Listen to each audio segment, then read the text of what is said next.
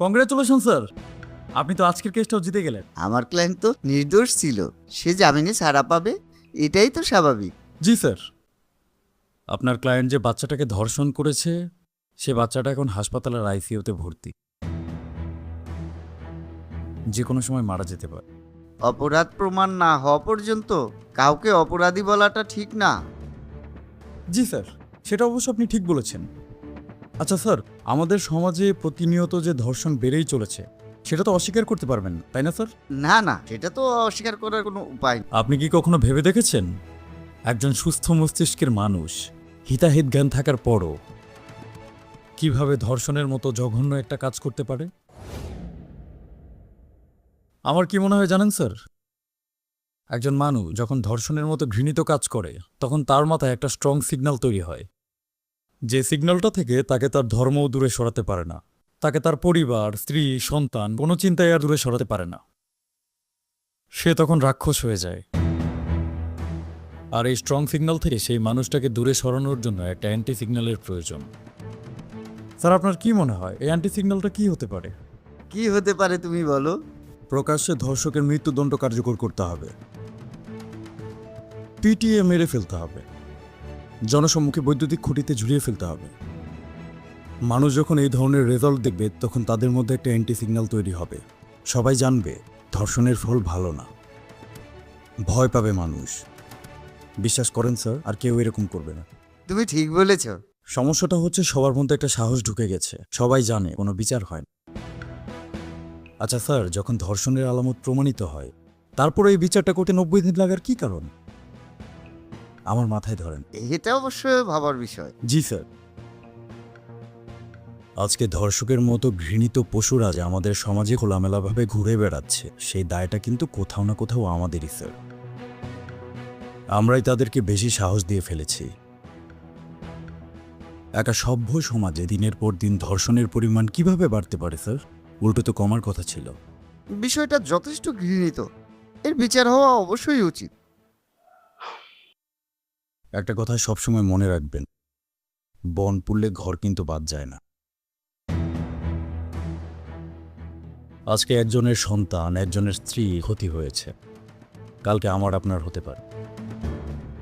আমি জানি স্যার, আজকে আপনার যে ক্লায়েন্টকে আপনি জামিন করিয়েছেন সে সম্পূর্ণভাবে দোষী, আর আমি এটাও জানি যে আপনি জানেন আপনার ক্লায়েন্ট দোষী।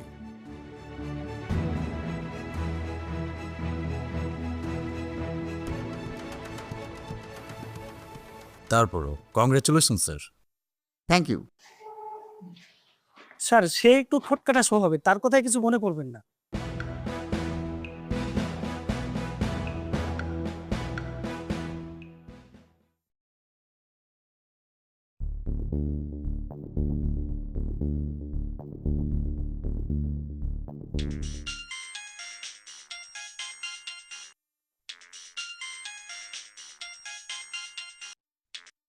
স্যার, সর্বনাশ হয়ে গেছে, বিশাল বড় একটা সর্বনাশ হয়ে গেছে। সর্বনাশ হয়েছে মানে? স্যার, সর্বনাশ হয়ে গেছে স্যার। কি সমস্যা খুলে বলো। স্যার, কারা জানি আপামনিরে বাসার পিছনে ড্রেনের মধ্যে ফালাইয়া গেছে। স্যার, স্যার কথা বলতেছেন না কেন? আমি আপামনিরে নিয়ে হসপিটালে গেলাম, আপনি তাড়াতাড়ি আসেন।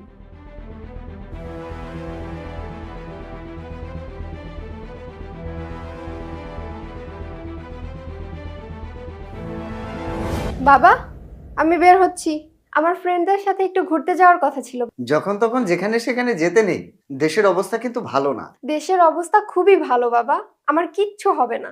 যে দেশে তোমাদের মতো সৎ নিষ্ঠাবান আইনজীবী রয়েছে সেই দেশে চলাফেরা করতে কিসের ভয় বাবা? আমার কিচ্ছু হবে না বাবা।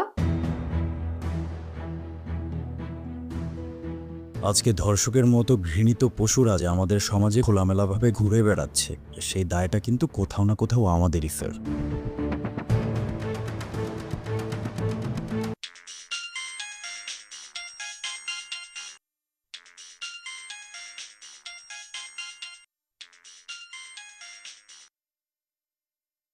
Hello, hello uncle. আঙ্কেল কথা বলেন না কেন? আমার মামলা নিয়ে অনেক কষ্ট গেছে, তাই না আঙ্কেল? ঘটনা কিন্তু আর একটা ঘটায় ফেলাইছি আঙ্কেল। কোনো সমস্যা নাই আঙ্কেল, টাকা আমি আগের চাইতে বাড়াই দেবনি আঙ্কেল, কিন্তু জামিন আমার একদিনেই লাগবো। আর আঙ্কেল এই মামলায় এত কষ্ট হবে না, আগেরটা তো পিছিয়ে ছিল, এটা বড় আছে।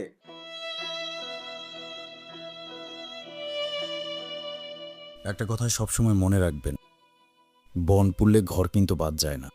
আজকে একজনের সন্তান, একজনের স্ত্রী ক্ষতি হয়েছে, কালকে আমার আপনার হতে পারে।